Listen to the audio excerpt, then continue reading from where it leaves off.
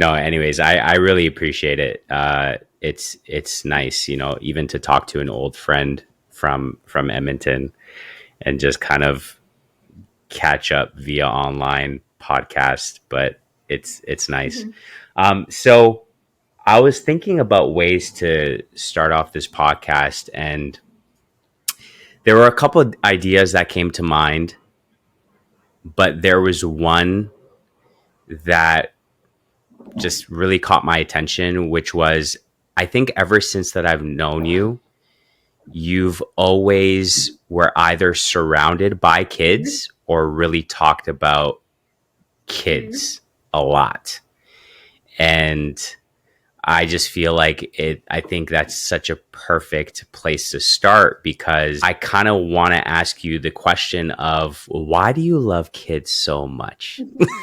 And why do kids love you so much? Interesting question. It really is. But by the way, can I just preface it with this? Yeah. Can I preface it with this? Mm-hmm. It's because I do like kids, and I think kids tend to love me as well. Mm-hmm. However, I have a certain capacity for kids. Like, I have a very, like, it's probably spend this much amount of time and then that's it for me. Mm-hmm. Like, I can't do it. But you could like go on forever and you're just like graced for it. So anyways, I was just wanting to know why. Honestly, the first thing that comes to my head is just like my mom. Like, my mom loved kids so much. I mean, still to this day, she loves them. And she's entertained by them. She finds them funny. Like, she enjoys, being with them and teaching them and guiding them in life. And I think one thing my mom always said to me, and this proves her love of children, is she said she always wishes she had more kids. And, I think there were circumstances out of her control. She miscarried 3 times, but then she had 3 kids of her own. So there was always that strong desire to always have more children. But I think in some sense that trait from her got passed down to me. It's funny because we both have the same job now. So I'm doing what she did for like 30 years. And I see why she loves it so much, because it's like I'm just being entertained by a bunch of kids all day. And, I work one-on-one with, a little girl with autism. And she's so entertaining. Like on, I think, Wednesday or Tuesday, she wasn't there. Like, I think they called in sick or whatever. So she wasn't there. I was so bored all day because I was like, she's not here to entertain me and go for a million walks. Yeah. You know what I mean? But yeah. I find them so entertaining. So you've inherited it from your mother, basically, is what you're saying. I think so. Yeah. That's very cool, because, I see you around kids.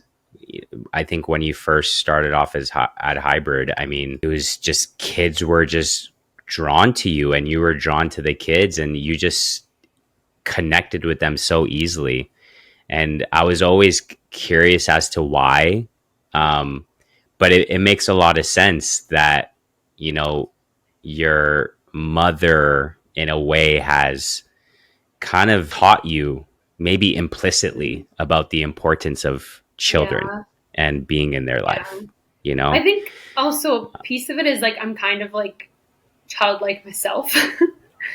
Like, I like to have outside time. Yes, you are. I like to go outside and feel the breeze, and I like to, play and hang out and, do fun things. And I think that's very like childlike.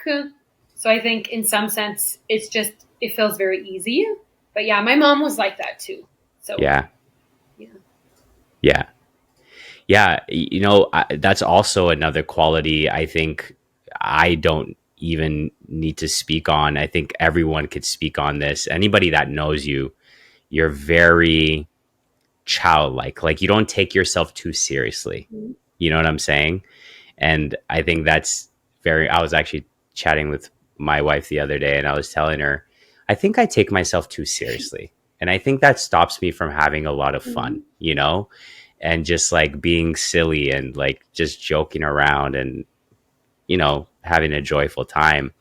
And I think that's one quality trait of yours that I think I really admired, was your ability just to be childlike. You're not childish, you're childlike, which is Good to very clarify that. different. You know, you're yeah, exactly. Like you're not immature, you're very mature, but you just don't take yourself seriously in that way, Yeah. right?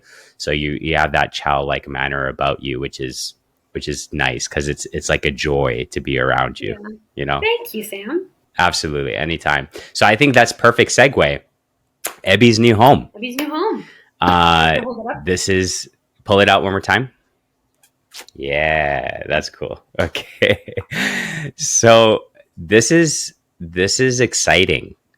This has actually been exciting. I mean, you released this a while ago, but for people maybe that don't know the context behind EBE'S New Home, maybe share a little bit about that. What was the inspiration behind EBE'S New Home, and you know, we could go from there.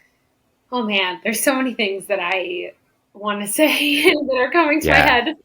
Talk about all of it. Talk about all of it. Well, it was always a dream of mine to write a book, and you know this because I would not stop talking about wanting to write a book when I was going to Yes. school with you. And it was always, I want to Yeah. write a book. I want to write a book. I want to write a book. And originally, like, I wanted to write a book on like my journey with mental health and like kind of overcoming that, and what God taught me through walking through those seasons. But at the time, it was like, this is just too hard to write about. Like, this is just too intense and emotional for me to write. But then I was like, why do I have to start with that? Like, why do I have to start there? Why can't I just start with like something simpler, like a children's book? And I was a nanny for a year, and I loved it. I still to this day think it was the best job I ever had. It was so much fun. I hung out with a 4-year-old the whole year, and there was also a 7-year-old, but she was going to school, so I didn't spend as much time with her. But we read so many stories together. Like, we read, oh my God, probably hundreds of books that whole year. And I just started thinking, like this is easy enough. Like, this is simple. Like, why don't I just start to write? And so I started to write while I was a nanny. And I first started writing EBE'S New Home.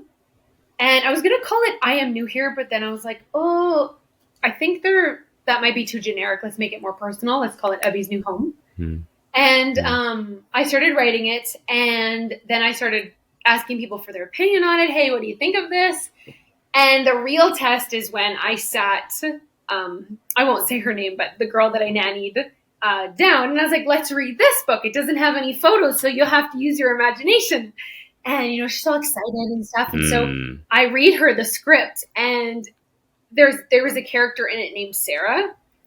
And her one feedback to me was, why call her Sarah? Why not call her Haley? And so I was like, okay, her new name is Haley. And, you know, I was also working on a few other books, which will be coming out later on. And so I was reading her the manuscripts for those ones. And, you know, one of them is like kind of sad. It's about a little girl who doesn't speak English, and she gets off at the wrong bus stop, and then she gets lost. And she has to kind of find her way home and navigate her way home as a newcomer who doesn't speak English. And that one was really emotional. Like, I felt so emotional writing that book.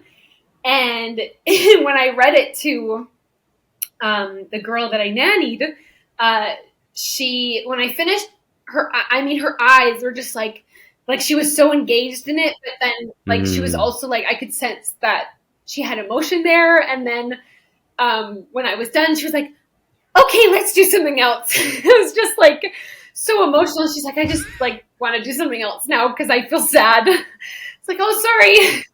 Wow. So I was like, but that's a good response, because that shows that I'm helping them think and feel about the things that I want them to think and feel about. And so, you know, kind of segueing a little bit, but the purpose of these books because this answers your question and segues a little bit, but I worked at the Ethiopian church for just about 4 years. I'm still serving there a lot because of Sammy, who's still employed there. But I just kind of was like, you know what? I want a resource that kids can have in their hands that help them make sense of what they feel and experience when they come to a new country.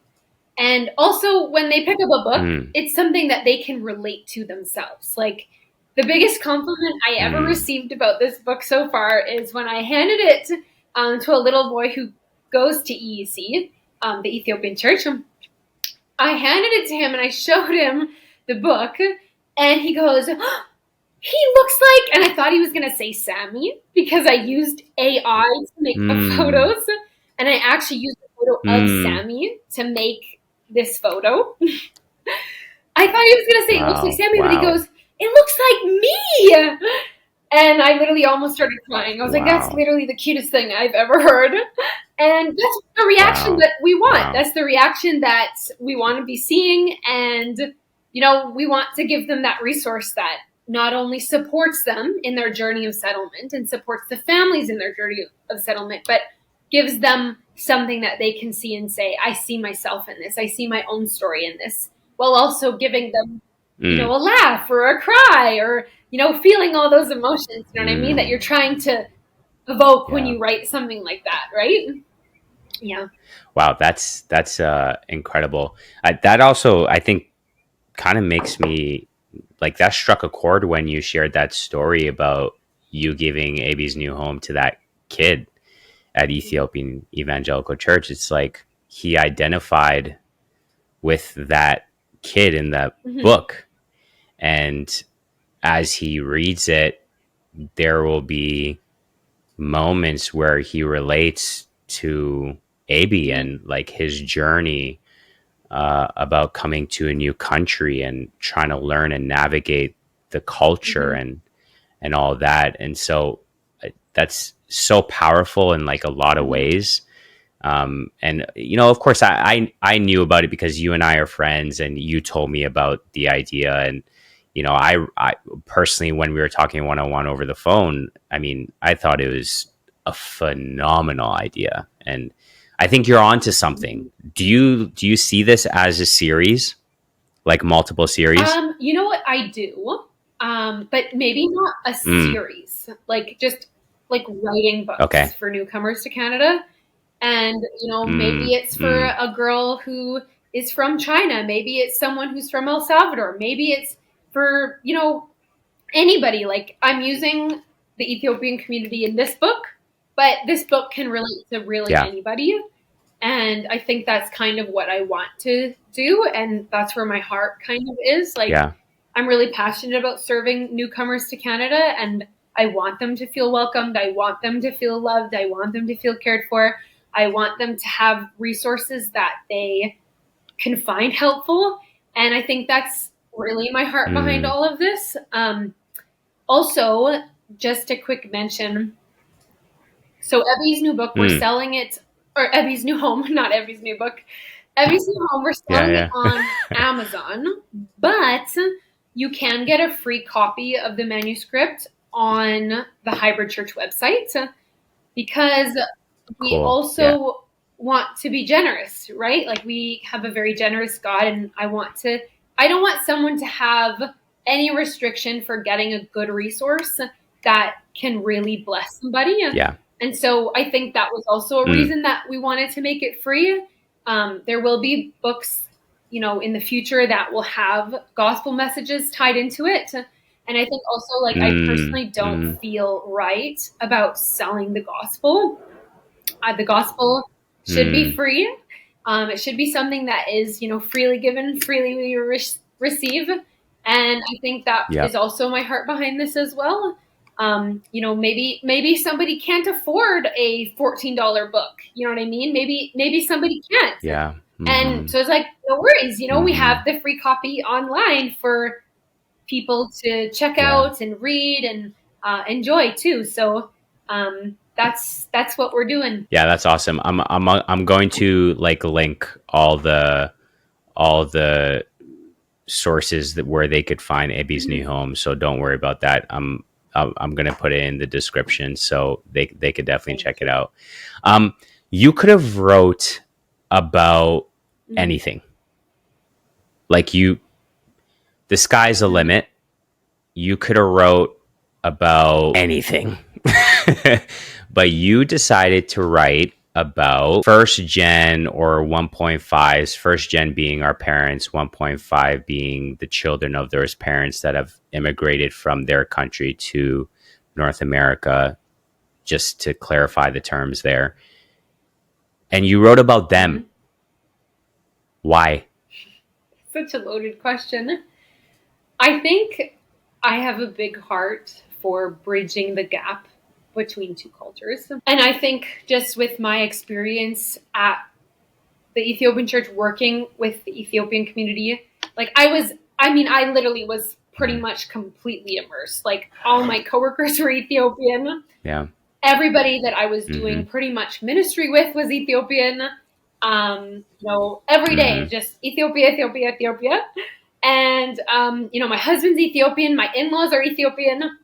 And so like it was kind of funny because I would go back home and I like I'm from a small town. So, obviously there's not a lot of diversity there. And I'd just be like, oh, this feels weird. Like this doesn't feel, like right. There should be more diversity, right? And I think just immersing myself in the community for that many years, you realize and you start to see the problems that newcomers are talking about, specifically the children when they're raised here, like the things that you and I would talk about or the things that Sammy and I would talk about. Like you start to kind of actually see it with your eyes, because I was a children's pastor, right? So my job was to bridge the gap between kids and the parents. And so like, it's difficult when you're not Ethiopian, but you learn a lot. And I'm still learning a lot about the culture and everything that goes on. But I think I wanted a resource also that helped kids connect with their parents. There's a lot of things that you see while the kids are growing up. They might have an identity crisis because they're, a blend of two cultures. They might, struggle to connect to their parents because, their parents were raised in a different country. And so they're disciplining their kid as though they're in that country, but they're actually like under the Canadian system now. And so they're acting out and they're having like different behavioral issues. And then you're trying to like work on that. And then the parents are confused because they're not really understanding their own child, because the child is now adapting to Canadian norms and Canadian culture, but the parents are still like mentally back home. And so I wanted a resource, and I want to continue to make resources to bridge that gap, to help kids look to their parents and the parents look to the kid, and they can understand each other and they can connect without changing who they are fundamentally. Wow. There's a book that I am almost finished, and I'm probably most excited about this one. It's about a little boy who is raised in Canada, and like he was born in Ethiopia, then he came to Canada, and they were raised in Canada, and he starts to settle really well. He makes friends. He starts to understand how Canadians walk, talk, and dress. And not only he understands it, but he's starting to do it himself. And now he walks and he talks and he dresses like a Canadian himself. But then he notices his parents struggling to immerse themselves in this new culture. And he uses his superpower of knowing both cultures to support his parents to settle, to help them with their settlement, without changing fundamentally who they are and what makes them special and what makes them unique. And so that one is my favorite one. I'm more excited about this one than EBE'S New Home. I think just because it's something that I know people can connect with. Like I've sent the manuscript to several different people, and I'm like, hey, what would you change? How can I make this better? How can I, really, make this resonate more? And they're like, like one girl was like, I'd change absolutely nothing. Like you're literally describing my own experience. And like, this is the answer that I want. I want to make it accurate and relatable enough, even though I haven't been the one to experience those things. I wanted it to be relatable enough and accurate enough that they can put themselves in the book. Wow, that's so good. An image that just came to my mind, and I want to know whether this was your intention, and it is, by the way you're describing the book. But obviously, whenever you read children's book, it's most likely the parents that are reading it for the child, right? And correct me if I'm wrong or not, but it seems like you want that setting to take place where the parent is reading it to the child and it's speaking to the reality of that child, but in a way you're also speaking to the reality of the parents too. While they're reading it, they could also relate to the story as well. Correct me if I'm wrong. That was your intention, correct? Yeah, well, I think in a lot of scenarios, usually parents are the ones who read with kids. So it's like whether the parent reads to the child or the kid is reading to themselves, I think there's things that we can learn and we can, grow in. So, there was something I wanted to say, but it's slipping my mind. I hope it comes back. Yeah, I think I really want the parents to also feel cared for. Because, as much as you're doing ministry to children, you're doing family ministry first. Parents are as a kids pastor, parents were the ones who are looking to me for somewhat guidance. I'm not a parent myself, so that's why I say somewhat.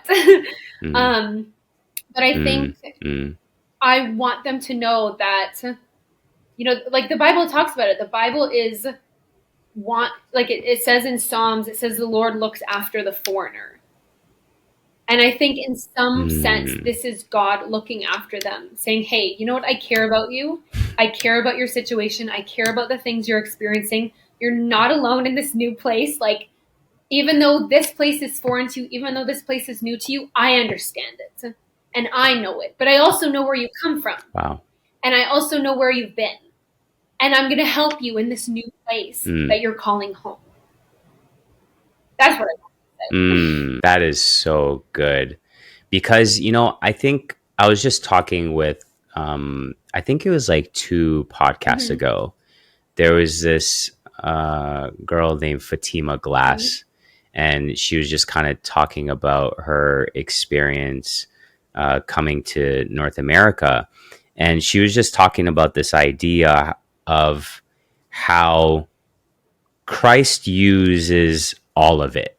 Like God uses all of it. Like if you were born and raised in Ethiopia and you come to Canada, for instance, you don't necessarily have to delete your identity as an Ethiopian. You get what I'm saying? But you could see how being an Ethiopian integrates with being a Canadian citizen and growing up in Canada, and then amalgamate that with also being a Christian and following Jesus. Like God uses it all together. And we don't have to remove one or the other, right? And I kind of see you doing that. I kind of see you doing that through these books. Like you don't have to necessarily remove your identity as an Ethiopian or wherever you come from, whatever country you come from, but you could also embrace the Canadian culture, and you could embrace the country that you're in. So anyways, I just wanted to say that because I feel like you're doing that as well. Thank you so much. Yeah. And I think, at the end of the day, I don't want kids to be ashamed of being either or. Like they are who they are, and God has a purpose and a plan for their life, and he knows what he's doing, and he knew what he was doing when he brought them here from a young age or from an older age. Like he knew what he was doing. And I think it goes back even with the Psalms. The Lord orders the steps. He directs the steps of the godly. And though they stumble, they don't fall, for he holds them by the hand. And I think, I really want people to know that as well. And I think, too, I'm just going to touch on this for a second. I think there's lot of Yeah, go for it. ignorance in our society as well on what newcomers face. And I was just hearing someone like a month ago say this. And I mean, I was like, I went home and I literally cried because I was like, you're supposed to be like working with our children. How could you be saying this about the children that are here? And essentially she was saying like, I don't understand why. And she was specifically talking about an Ethiopian kid. She was like, I don't understand why these parents are taking their kids back to these like war-torn countries. And like, there's a war going on right now. And I don't know why they're taking their kids back and, bringing them, back for a certain amount of time and then bringing them back to Canada. I just don't understand. And so I was like, kind of just like, well, they have different reasons,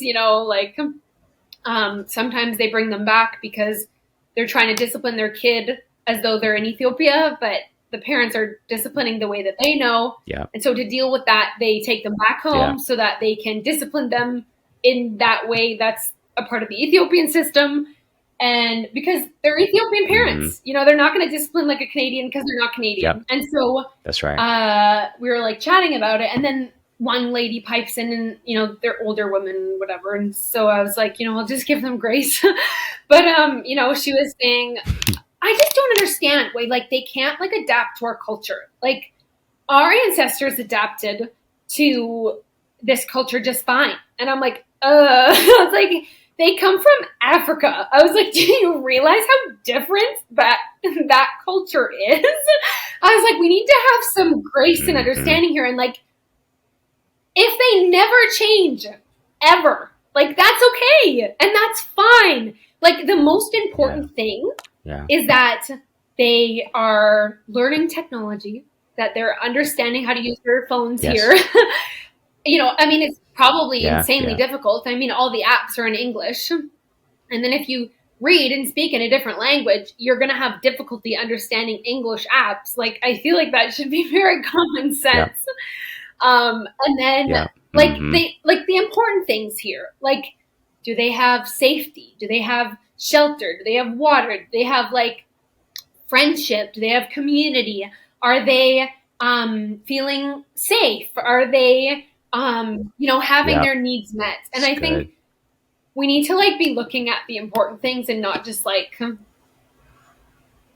focusing on all this ignorance and talking about things that we really don't know anything about. It was a little bit of a frustrating conversation with me, I'm not going to lie. And I think that's why I got so emotional, because even though I've worked in the community for quite a while now, sorry, Sammy's calling me, I'll just say can later. No, you're good. You're good. Even though I've worked in the community for quite some time now, I mean, I'm still learning. There's so many things that I'm still figuring out. And I think on this side of things, it's like, okay, let's clothe ourselves in humility and just shut our mouths and just be like, show me something, teach me something. Like, help me understand you. I hope that made sense. Yep. No, it makes absolute perfect sense.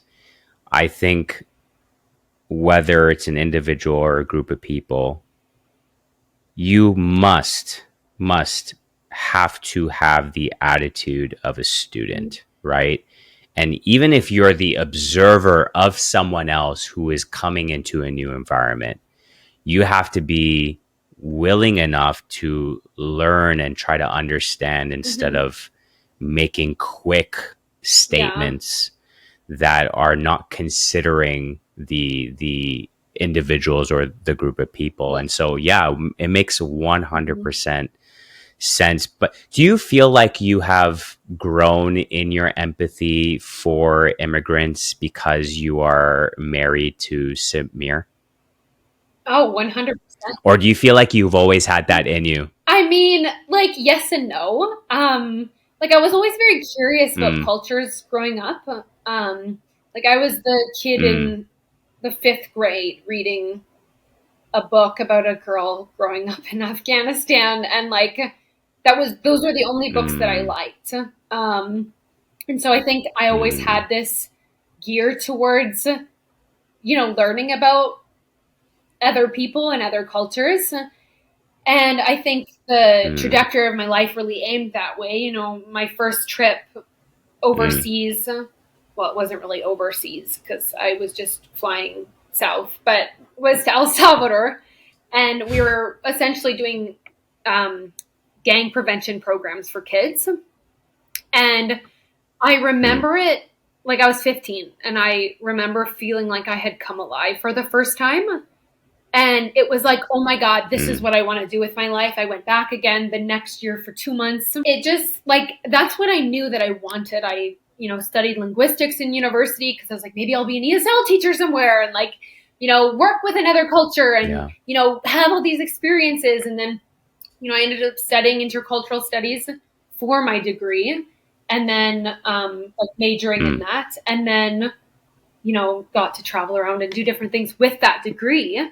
And then I landed the job at the Ethiopian church. And so I think God's hand was on that. But I think also being married to someone in an interracial relationship also opens your eyes to things because like there are experiences that I would have never had if I didn't marry him. And I'm so thankful for that. Yeah. Like even with like my relationship with my mother-in-law, I mean, I miss her so much. She's in Ethiopia right now. They've been there since June. But there was a point where like my Amharic is like very limited and, you know, her English is somewhat limited. And so our conversations never really went super deep unless there was someone translating. And it kind of came to a point where it was like, what was I going to say? This is the time where like actions really do speak louder than words. Cause we had to actually show each other that we loved each other without even necessarily saying anything. And like, I know without a shadow of doubt that like she loves us. The way she took care of us after we had our major car accident, the way she has literally like laid her life down for us, like so that we could, you know, she helped us get our house. Like she just really, really helped us in so many ways. Like I'm just so grateful for her and so appreciative of her. And then, you know, also having her as a mother-in-law, I see the struggles, like up front, close and personal of what a newcomer to Canada faces even 20 years after they get here. And so like, I think those experiences have also helped me navigate book writing for this demographic. And it's definitely something that I want to continue to pursue and do because I think there's such a need for it. Yeah, absolutely. You know, just kind of going back to that story you were telling with those individuals that kind of were speaking out of ignorance.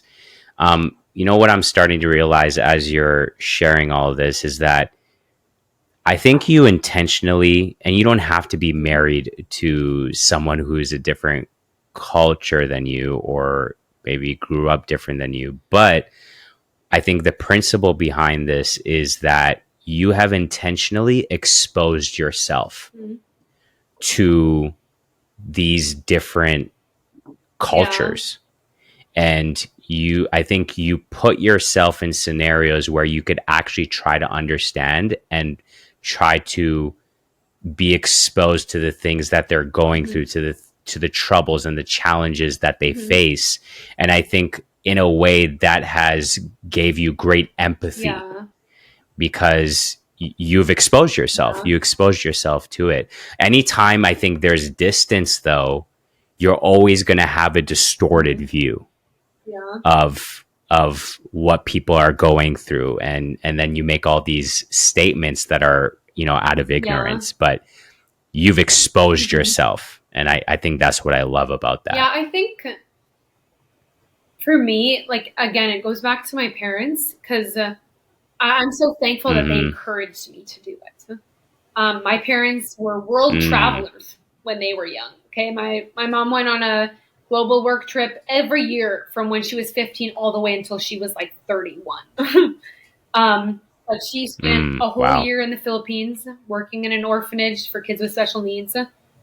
She led 4-month missions trips to Uganda. My dad also led trips. My mom's stories, I think, inspired me. My mom and dad's stories inspired me to do whatever God was asking me to do and to be brave.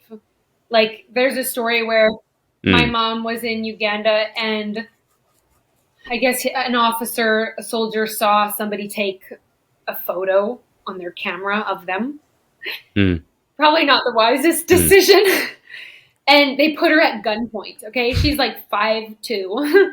They put her at gunpoint, and screaming at her in another language. She just puts her hands up and says, "In Jesus' name, put down the gun." And he did, and they they let the team go. Wow. And I think their stories encouraged bravery. They encouraged just to do whatever God was calling us to do. And I think like they had albums and albums and albums of like photos of different things that they did when they were young. And I was like, I want that. I want what they did. Wow. And, it's kind of funny because my dad and my mom always felt called to be missionaries to Africa, but they never went. And then Sammy and I are ministering to the African community very heavily. Crazy. So I think it's funny kind of what God does, because sometimes if the first generation doesn't go, God will often send the second one. And I think that's a very, very beautiful thing. Wow. Yeah. That is so good. This might be a little bit off topic, but it's just something that I got from when you were sharing that story about your parents, exploring and traveling. I think a lot of the times, even when it comes to, let's call it vocation or like our assignments, I think a lot of people have the question of, what am I on this earth to do? Like, what is my particular calling? And oftentimes, just to speak about myself, what I've come to realize is that your assignment or your vocation, whatever term that you would like to use, is often connected to how you grew up as a child. And I'm starting to realize even the connection points, even for you. It's like you see your parents, they're traveling all the time. They're exposed to different cultures and different ethnicities. And now here you are ministering to an Ethiopian congregation and have this great empathy, who's wrote a book about immigrants coming to Canada. Like, it's just so wild to me that oftentimes whenever people are trying to identify their calling, I think the advice that I would give them is, what have you been through in your past or growing up in your childhood? What has been your experience then? Because it might be connected to maybe the assignment that God wants to use you to do. And I just found that to be so, like, not just with you, but with me, with so many people that I've talked to, they have identified their passion by looking at maybe even some of the challenges that they've been through growing up in their family, or maybe some of the experiences they've had in their family. Do you agree with that, or is that like so off? Sorry, Sammy just walked in and he's dropping off the charger. No, you're good. Tell him to come on. Tell him. Charger. Oh, thank you so much. Oh, okay, sounds good. Sam's wondering if you want to say hi on the podcast. We're on the podcast. He asked me a question, and my mind went blank because you walked in the door, and I was like, "What is he saying?" Show the people the infamous Samir that you've been talking about. Samir, what's up? I was just how you doing? You know what's crazy? Now I feel permission. I can go to the washroom. I had to go to the washroom stand, and I was like, I don't want to disrupt the podcast. So, nah, this podcast is so free, bro. It's so free, so you could do whatever you want, bro. You're not interrupting. Our washroom is literally right there, though. That's so funny. Anyways, I was just saying to you, and I was asking you whether you agree or not, but oftentimes our passion is connected to how we grew up. Yeah, I agree. And I think you're a testimony of that. Yeah, I think I agree with that. Yeah, for sure. It's actually great that Samir walked in because I was having a very invigorating conversation with him over the phone yesterday. Oh, really? And it was just about, it was just about discipleship and parents and their children. But this book, EBE'S New Home, I think what I hear you say is that the intention behind it was to connect with a lot of like immigrant children, also with immigrant parents too. What about discipleship? Was that also an intention of yours? Was it meant to disciple these kids? I mean, yes. In a lot of ways, yes.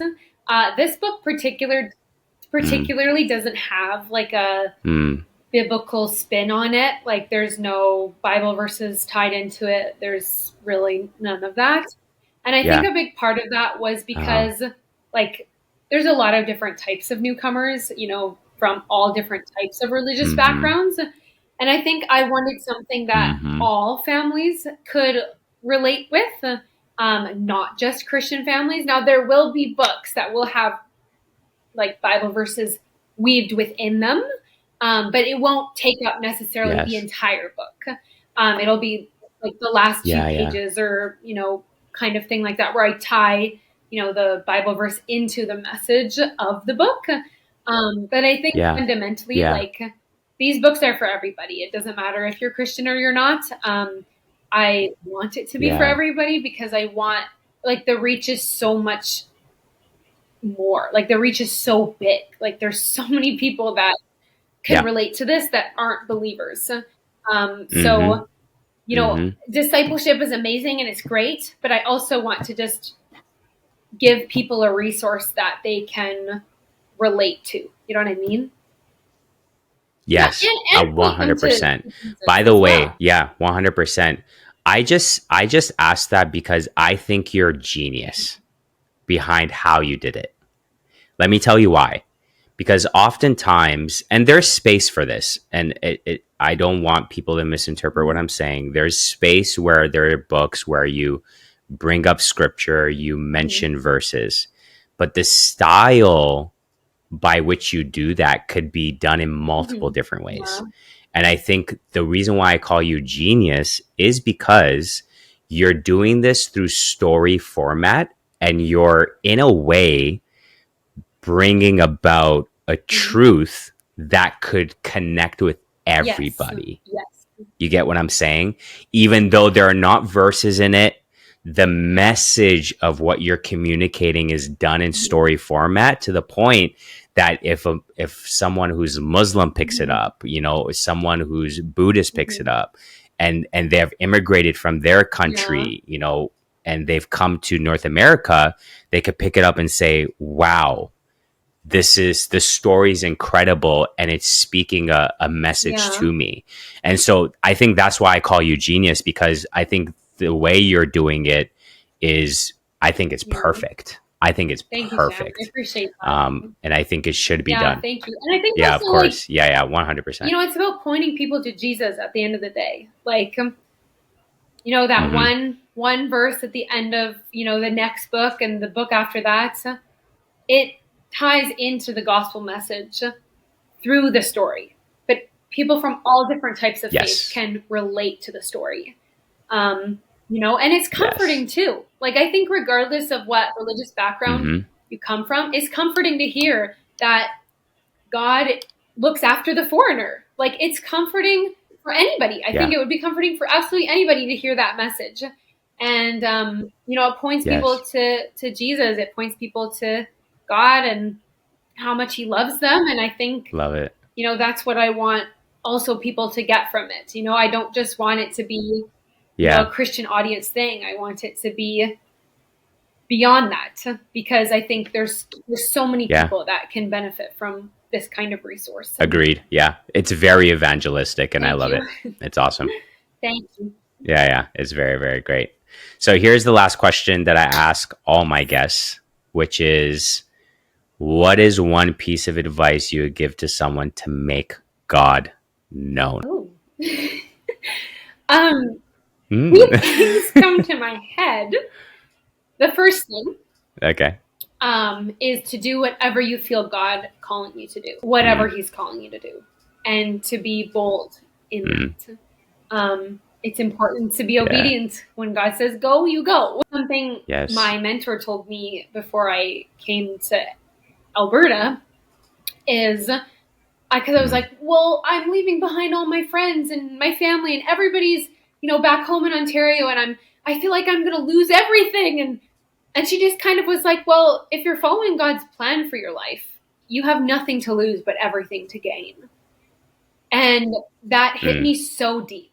And it was right. Like, I mean, I built a life here. Like, I got married here. Like, I started my career here. Like we have a whole community of friends here. Like, it's just, I never really felt, looking back, I mean, of course I miss my family and, I miss them and get homesick sometimes, but I never really felt like I was missing out on anything back home, because I had so much going on here that God had given me. And I think that's a very beautiful thing.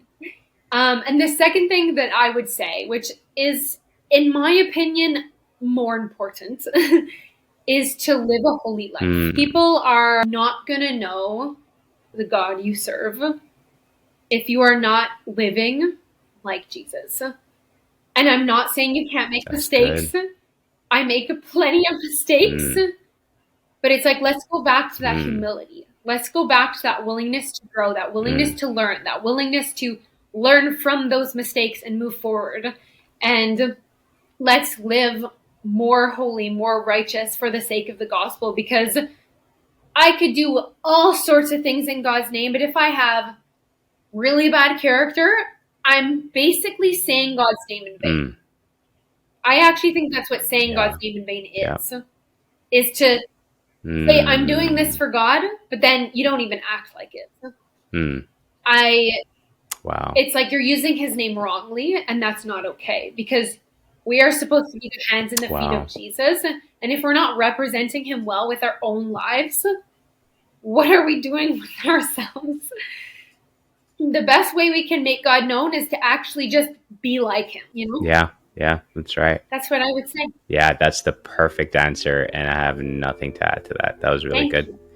I hope you enjoyed that video. I want to give you guys a few reminders before you guys leave. Please subscribe, comment, and also like the video. The more engagement there is, the better. Second, if you want to be notified on when these videos come out, click the bell button on the top right-hand corner of the YouTube page. And lastly, if you want to check us out on Spotify and Apple Podcasts, please click the link down below in the description. Other than that, have a great day, guys. Ciao.